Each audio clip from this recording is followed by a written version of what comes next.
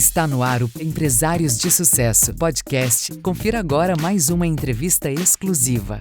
Este é o Empresários de Sucesso podcast que conta a história dos empresários que fazem sucesso e são destaques de credibilidade e bom atendimento junto ao público consumidor. Empresários de Sucesso podcast. Eu sou Gabriela Oliveira e hoje eu converso com Lucas Vidigal, fundador e diretor executivo da Escopo. A Escopo Finanças Pessoais foi fundada em 2017 para ajudar pessoas e famílias a se planejarem financeiramente para conquistar seus objetivos por meio de uma metodologia diferenciada e de acordo com o perfil e realidade de cada cliente. Lucas, muito obrigada pela sua participação aqui no Empresários de Sucesso podcast. Eu é que agradeço, é um prazer estar aqui. Bom, Lucas, você é formado em administração de empresas e especialista em finanças. Em que momento, então, você resolveu empreender e abrir a Escopo? Na verdade, a Escopo nasceu dentro de um grupo financeiro, como um escritório de assessoria em investimentos, puro e simples. Mas, com o tempo, eu fui percebendo que as pessoas precisam de uma ajuda um pouco maior, um pouco além apenas de produtos, de rentabilidade, para conseguir prosperar financeiramente, para superar os seus desafios. E foi aí que a gente começou esta caminhada, que culminou com a fundação da Escopo, com planejamento financeiro, ajudando pessoas e famílias a se planejar melhor. E quais são, então, todos os serviços que a empresa oferece aos clientes? Olha, eu gosto de falar que a gente cuida de pessoas, famílias e do seu patrimônio. Então, todos os serviços que podem contribuir para este propósito, a gente tende a prestar, a oferecer para os clientes. Mas, de uma maneira simples, a gente separa os nossos serviços em três grandes linhas. A primeira delas é o planejamento financeiro básico, que é voltado para pessoas que desejam começar a investir ou que já investem, mas gostariam de fazer isso de uma maneira mais assertiva, mais ligada aos seus objetivos, mais consciente. A consultoria financeira, que é para pessoas que estão passando por alguma dificuldade financeira, seja o orçamento muito apertado ou questões relacionadas a endividamento, e a parte de advisory, que entra serviços mais complexos, até assessoria jurídica, para planejamento sucessório, e outros tipos de serviço, e a gestão patrimonial é mais voltada para pessoas que já têm um patrimônio mais consolidado, mais considerável, que precisa de uma atenção maior. E qual, então, você pode denominar como o principal diferencial da empresa dentro de tudo aí que vocês oferecem e auxiliam as pessoas e as famílias? Olha, eu acredito que se eu tivesse que citar um diferencial, teria que ser a questão da gente se importar realmente com os objetivos das pessoas, com as suas dores, com os seus desafios. Então, quando um cliente chega até nós com algum problema ou alguma meta que ele gostaria muito de conquistar, a gente se importa com aquilo, a gente se coloca ali, a gente quase que faz parte daquele trabalho, daquela meta, daquele objetivo, e aí todo o serviço é montado neste sentido, e isso se traduz, em última instância, em maiores resultados. Numa carteira de investimentos, por exemplo, que tem mais a ver com o perfil da pessoa, com os objetivos, quanto que ela investe por mês, ela fica mais segura de realizar os investimentos, porque ela entende onde que aqueles investimentos vão levá-la, Então, o fato da gente se importar tanto assim com as dores, com os nossos clientes, acaba se traduzindo em grandes resultados. Acho que esse é o nosso principal diferencial. Excelente. Você falou que um dos serviços que vocês oferecem é a orientação financeira, para quem quer acertar as finanças aí da família. Qual seria, então, uma dica que você poderia compartilhar aqui com os nossos ouvintes para alguém que esteja precisando de uma dica preciosa, de um passo inicial aí para organizar as finanças? Olha, é complicado porque tem muita dica interessante, mas para tentar fugir um pouquinho do comum, eu diria que enxergue um propósito nos seus investimentos, né? O mundo de investimentos evoluiu muito no Brasil, essa cultura, a educação financeira está cada vez mais difundida na sociedade, isso é muito interessante, mas o pessoal fica muito focado em rentabilidade, em tantos por cento do CDI, X% a mais que a inflação, né? E isso não... para o investidor, isso aí não faz tanto sentido quanto a realização de um sonho concreto, né? Como, por exemplo, o MBA dos filhos, ou a aposentadoria, né? Independência financeira. Imagina você poder manter o seu padrão de vida sem precisar trabalhar, né? Só com seus investimentos, só com o rendimento dos seus investimentos.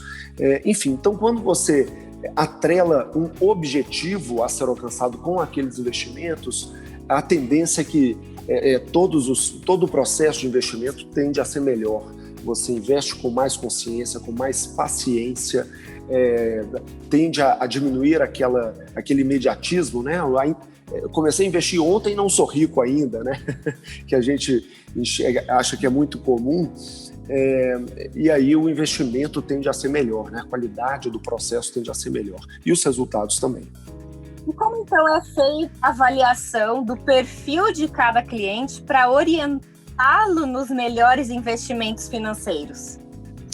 São duas linhas, basicamente, essa avaliação. A primeira é a análise de documentos, de dados, né, para a gente entender a situação financeira atual daquela pessoa ou família, e também entrevista, né, mas para entender o lado qualitativo ali do perfil do investidor ou do perfil daquela pessoa, né, não apenas a sua capacidade de correr riscos, capacidade financeira mesmo, de correr riscos no mercado, né, através de investimentos mais arrojados, mas também sua disposição, aquele lado mais psicológico, a sua tolerância a riscos de mercado e etc. Então, análise de dados e entrevistas pessoais.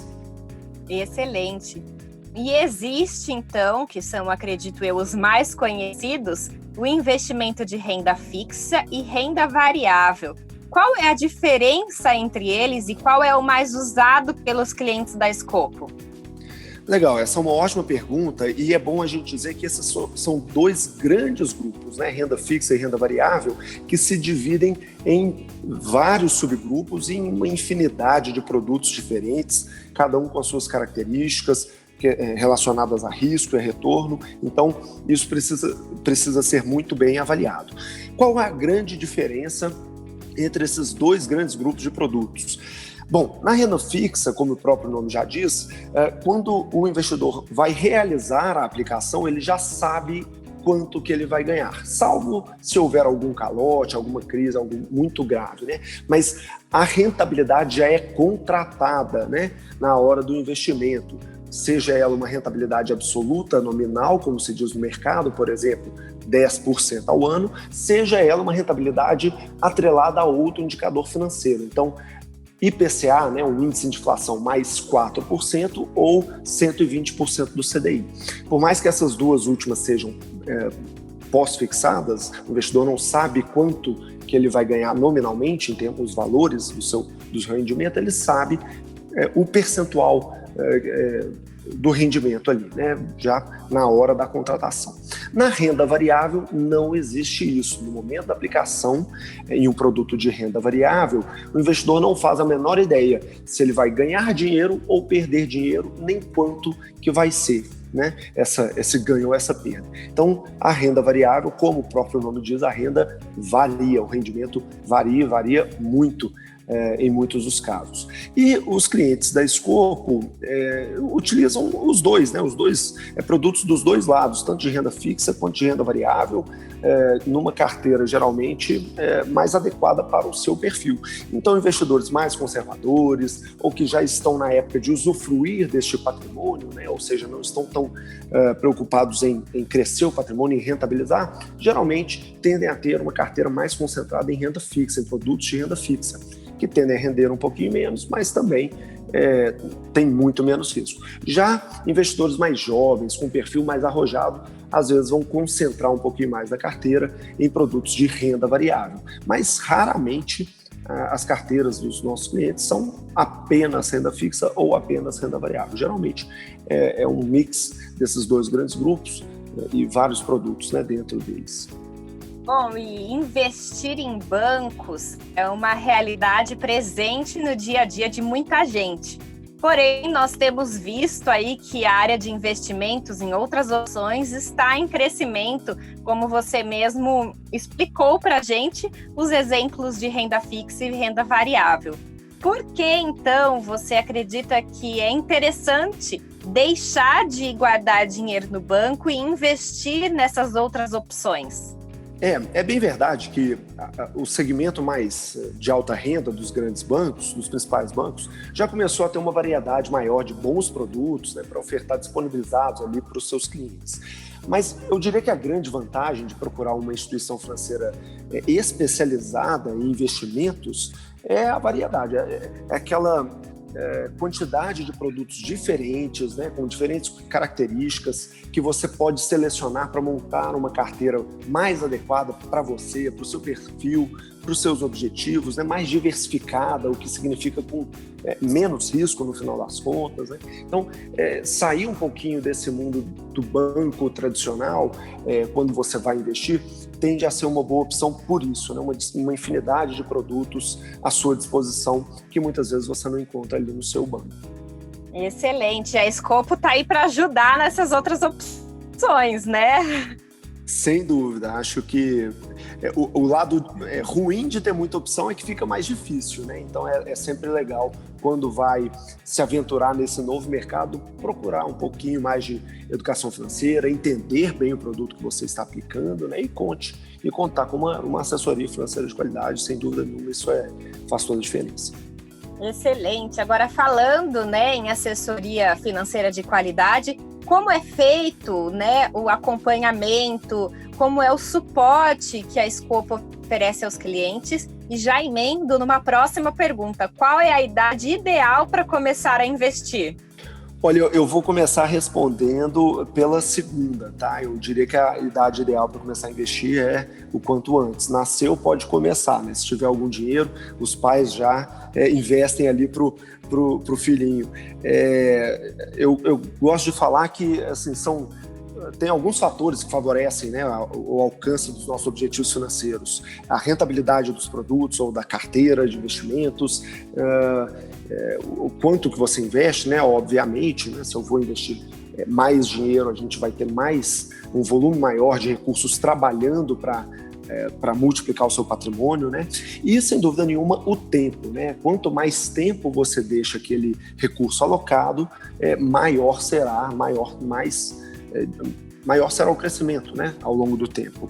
E esse fator tempo é um que é comum para todo mundo, né? Todo mundo tem a seu favor isso. A gente nasce com mais tempo e cada dia que passa que a gente deixa para começar a investir depois, a gente está desperdiçando esse fator, né, que está a nosso favor, a favor do nosso crescimento, da nossa prosperidade.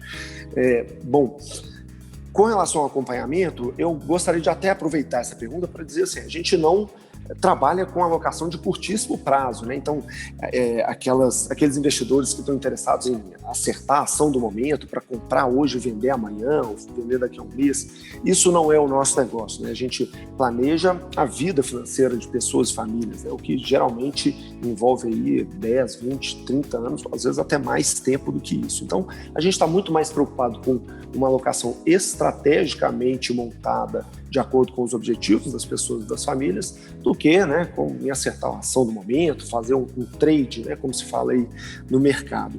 Mas esse acompanhamento, ele se dá assim, dia a dia. A gente vai acompanhando o mercado, os produtos, a gente faz reuniões periódicas com os nossos clientes, às vezes mensais, às vezes semestrais e anuais, para revisão de carteira, para ver se alguma coisa mudou nos objetivos, né, das pessoas. A gente muda também. Então, um casal às vezes engravida, vai ter um filho, aí muda um pouco as prioridades dos objetivos, né? E muitas vezes isso tem que se traduzir em uma mudança também no planejamento. Então, é um acompanhamento muito próximo, mas não voltado apenas para produto, né? Mais uma vez, é voltado para os objetivos das pessoas, para a realidade delas, e aí sim, adequando, quando necessário, em alterações de produtos, em valores investidos e coisas nesse sentido. Excelente. Você falou, né, que o ideal é começar a investir o quanto antes, de preferência, nasceu, já começa a investir.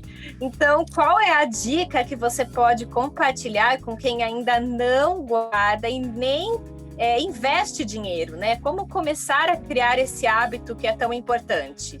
Olha, acho que a dica seria acreditar no poder dos investimentos a longo prazo, né? Do planejamento financeiro a longo prazo. Eu costumo sempre fazer aquela alusão com aquele adolescente, né, que geralmente é mais imediatista, que começa a malhar, paga uma nutricionista, vai na musculação, faz uma ficha super legal e aí uma semana depois desiste porque ele ainda não está com aquele corpão que ele queria, né? Depois de uma semana apenas. Ele não fez nada de errado, né? Às vezes o plano da nutricionista estava ótimo, o plano de musculação estava excelente, mas ele só não ficou naquilo tempo suficiente, ele só não teve a disciplina e a dedicação necessária por tempo suficiente. Com investimentos é a mesma coisa.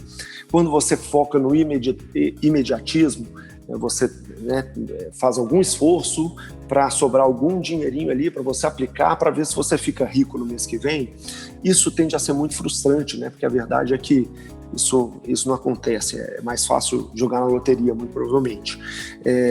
Mas o que funciona mesmo é investir em bons produtos, você entender por que você está realizando aquele investimento, que é aquilo que eu falei anteriormente, né, de atrelar isso a um propósito, a faculdade do meu filho, as viagens que eu quero fazer, a manutenção do meu padrão de vida, tranquilidade financeira. Então atrela aquele investimento todo mês ali que você faz a um propósito, escolhe bons produtos e acredita no poder de multiplicação dos juros sobre juros, né, a longo prazo. É impressionante os resultados que a gente consegue alcançar quando a gente investe por um horizonte de tempo maior, né, de 10, 20, 30 anos. Então, acredita nisso, tenha disciplina e se esforça, né? Às vezes, se você não atrela o seu investimento, o ato de investir, a um objetivo lá na frente, você vai chamar os seus cortes de despesas de sacrifício.